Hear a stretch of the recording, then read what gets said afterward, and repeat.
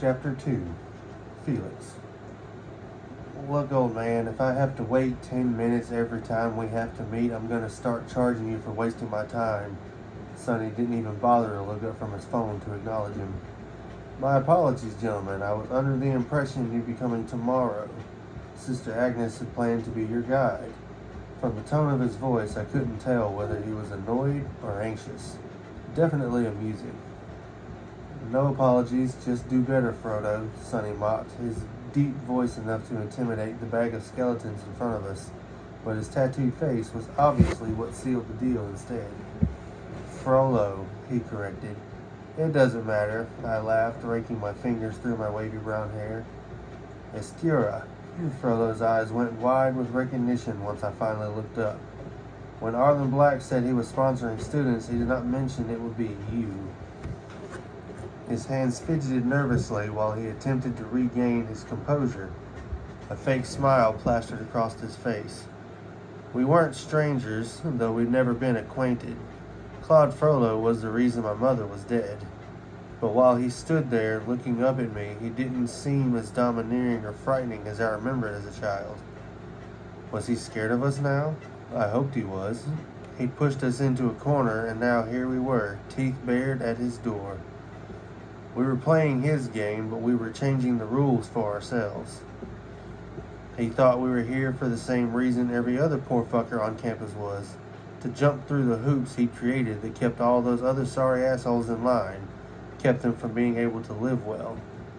Unfortunately for them, they weren't here to break the cycle. They were here for one thing and one thing only, to retrieve something Arlen Black lost. Or rather, something Frollo stole from him. After the sickness hit and the government collapsed, the church spared no time or effort forcing their way into becoming the governing sanctity of the country. If you weren't filthy fucking rich, you'd better have gotten on your knees for God and prayed for the church to bless you with better opportunities. Those who pleased Christ's cocksuckers got the seal of approval from the Archbishop Claude Frollo himself to attend a professional school after graduating from these parochial crapholes. It was the only way to become a doctor, a lawyer, a scientist, or any other white coat profession important enough in this ash crack of a crumbling society that paid enough money to guarantee you wouldn't end up in the poorhouses. And for us, it was the only way to receive our inheritance. Arlen Black was desperate for something Frollo took from him years ago, and he demanded we sniff around here to find it. He gave us 4 years to do it, promising we'd be done the minute we located it. To top it all off, as our guardian, the asshole had drawn up every legal agreement to ensure that if we didn't fulfill our end of the bargain before he died, we'd end up penniless. If we did this, we could at least access some of our money, and that was better than nothing. How long would it take to find a box of lost documents? The school was big, but not that big. Who the fuck said you could speak my family's name out loud? Don't you think you've done enough? My twin whispered from behind the old man, holding a sheathed knife to his throat. Are you threatening me, boy? He trembled, arms pinned to his side, frozen in fear, even though his voice rang out loudly. The Oscuras don't do anything without each other. You should have known that. Known they would both be here. It's me who's the surprise, and trust me when I say I don't want to be here just as much as I'm certain you've been praying every night for me not to come, Sonny snarled, nodding his head to Corvin, who pushed Frollo between the shoulders. He stumbled forward into our circle. He would have fallen if it hadn't been for me catching him by the back of his priestly robes. When I threaten you, it won't be with a sheathed knife, Father. Corvin played with the tip of his leather sheath, not hiding his contempt for the headmaster. You must be Santorini. Frollo cleared his throat and smoothed out his clothes, finally acknowledging Sonny and sizing up the 6'4", blue-eyed, scary-looking motherfucker and trying to hide his obvious nerves. Arlen Black's adopted bastard came to find God then. He glared at my tattoo-covered friend. I relished the sight. There weren't many people alive who didn't know of Arlen Black, one of the world's richest multi-billionaires. What most of them didn't know, however, was that he was the leader of a satanic cult thousands of years old and he'd spent Sonny's entire life grooming him to take his place as leader. Sonny scoffed. I think you've got it backward. It's your God who's looking for me. He crossed his arms over his chest, wisps of his inky black hair draping over his eyes. I'll show you to the dormitories, and then you can see yourselves out until the start of term, Frollo said blandly, as if he hadn't just been humiliated by 3 guys twice his size and a third of his age. It was impossible not to feel that way around my brothers. Corbin was my blood, my older twin, even if only by just a few minutes. Sonny Santorini grew up with us, our friendship orchestrated by our families. Rich people like to stick together. Arlen Black was the ringleader, but he wasn't alone. We came from money, very old money. Money that had been around since before this country was founded, and money that would be there when it ended.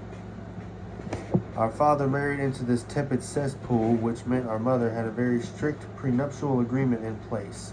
The minute she died, every penny she ever had was frozen and put into an account for me and Corbin.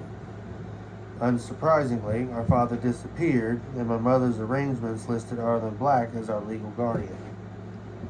After all, he'd been the one who'd drawn up the Lolita Escura's prenup to begin with. He'd already been raising Sonny Santorini, and when you got one orphaned rich kid to look after, what's 2 more for your servants to raise? He wasn't a decent old man. He lived far too disconnected from reality, favoring money, power, and Satan over all else. If there was anything left in his cold, shriveled up heart after all that, he left it for us.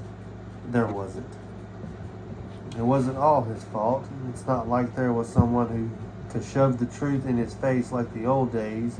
Even the internet was censored, unless you could find a hacker willing to take government blocks off your phone.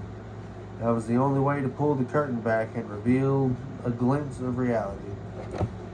There was no American media anymore, no one to speak out about the corruption behind the picture the church had painted for their new holy future plan.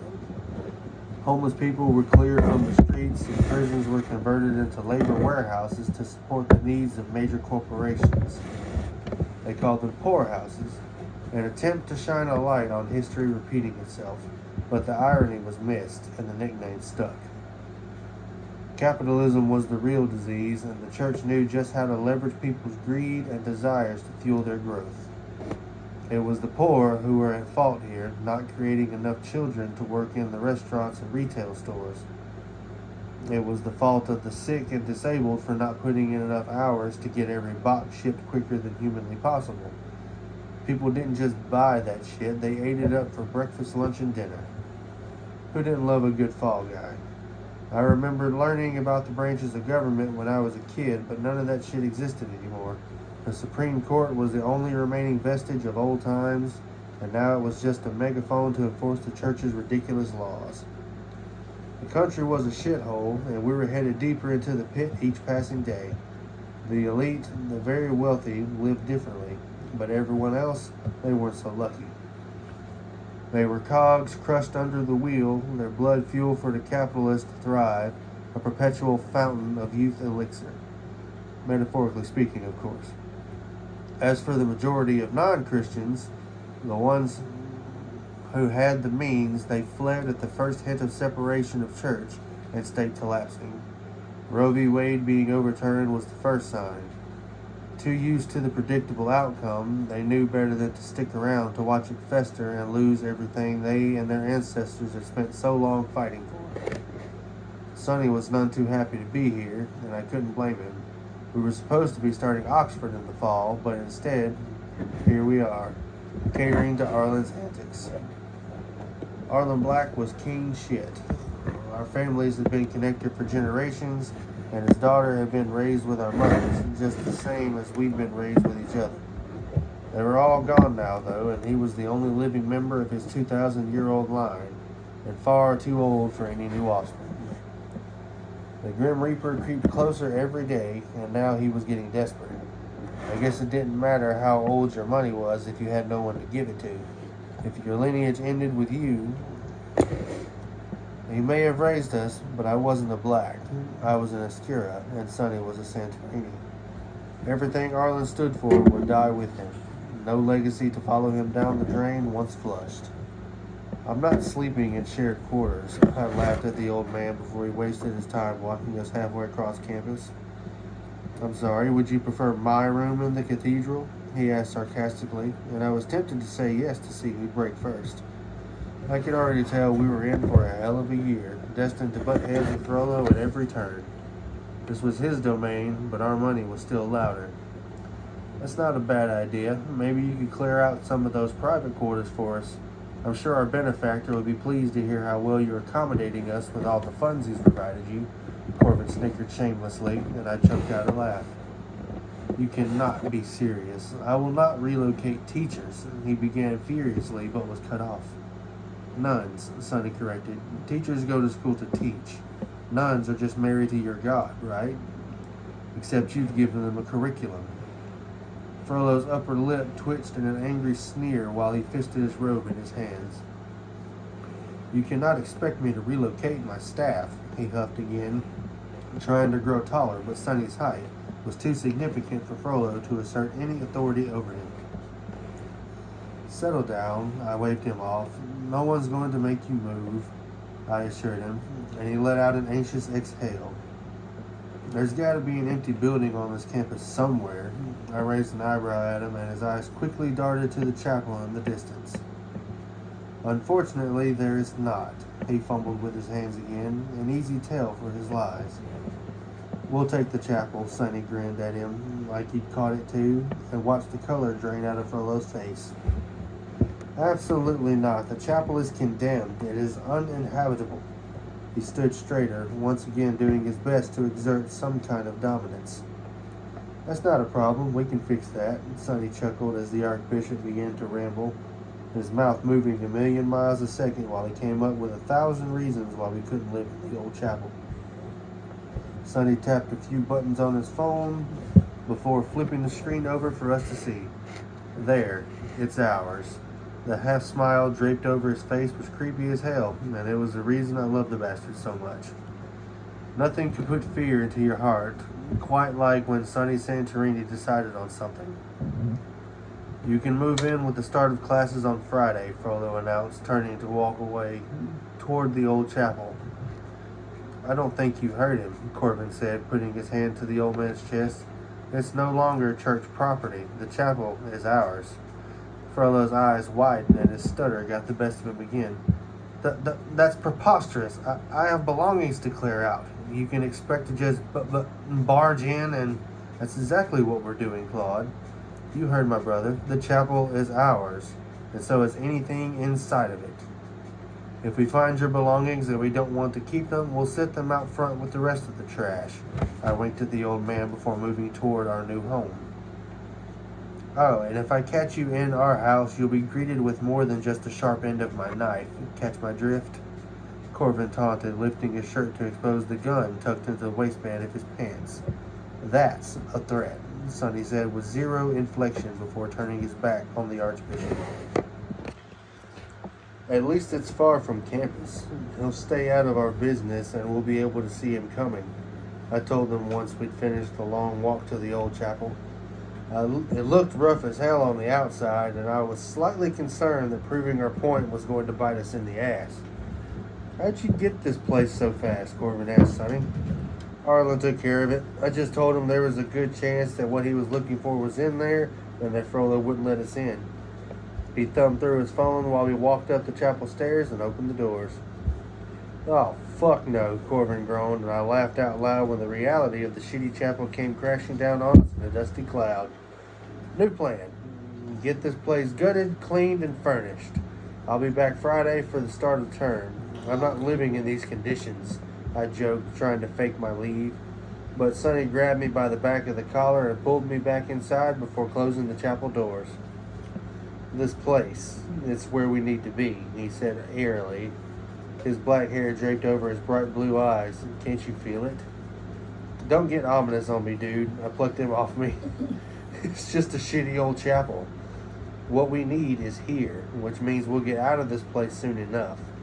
His tattooed fingers tapped at his bottom lip while he paced, surveying our new home. The grin Corbin gave Sonny looked borderline dangerous. They were similar in that sense, in the way they could put fear into a stranger with just a glance. It helped when you had tattoos from your throat all the way to your toes. If we weren't carbon copies of each other, I would have pegged the two of them for brothers instead.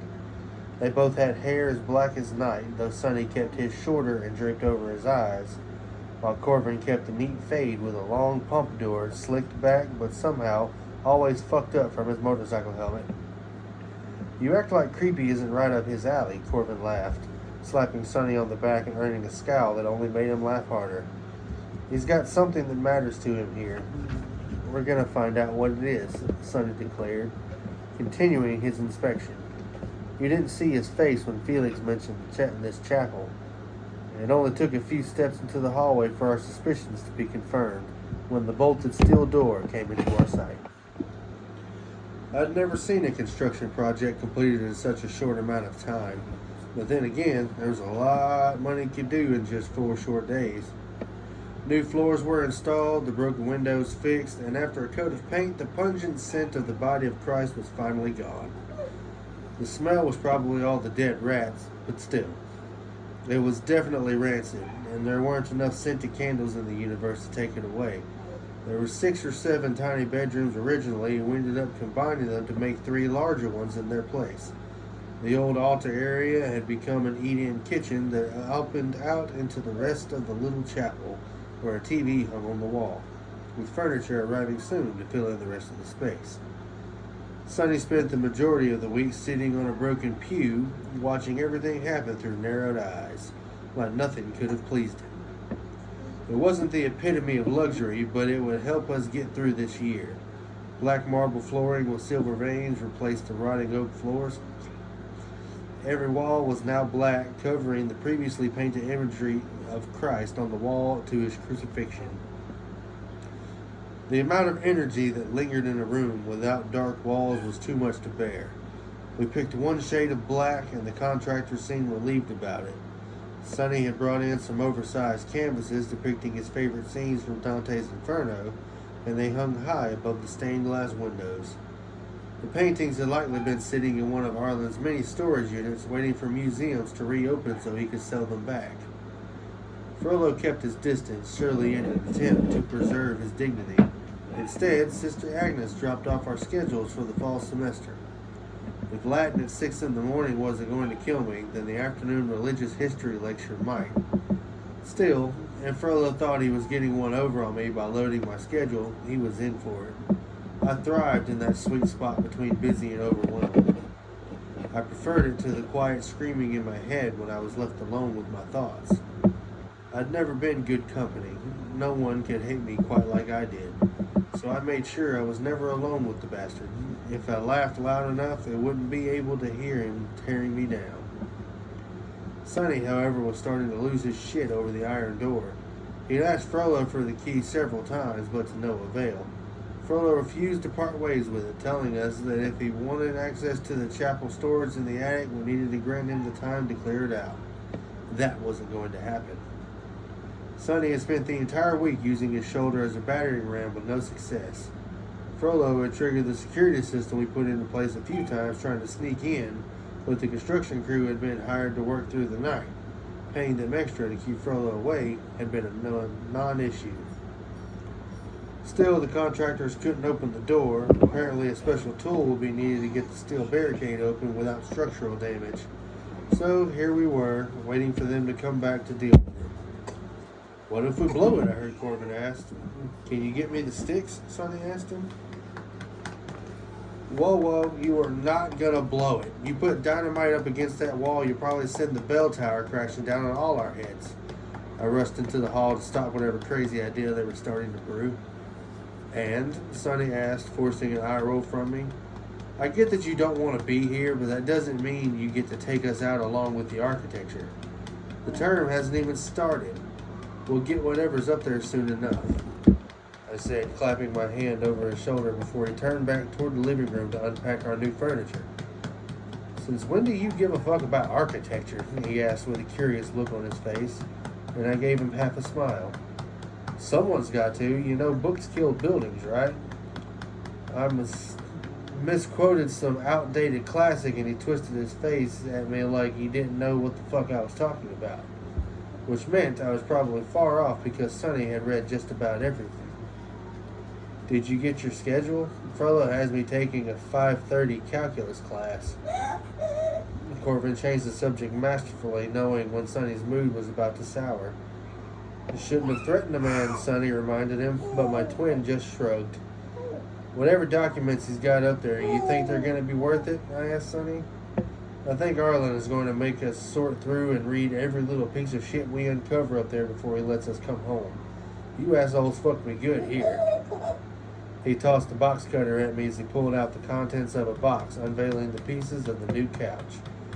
At least we're all fucked together, Corbin mused from behind. Fucked together, Sonny mumbled.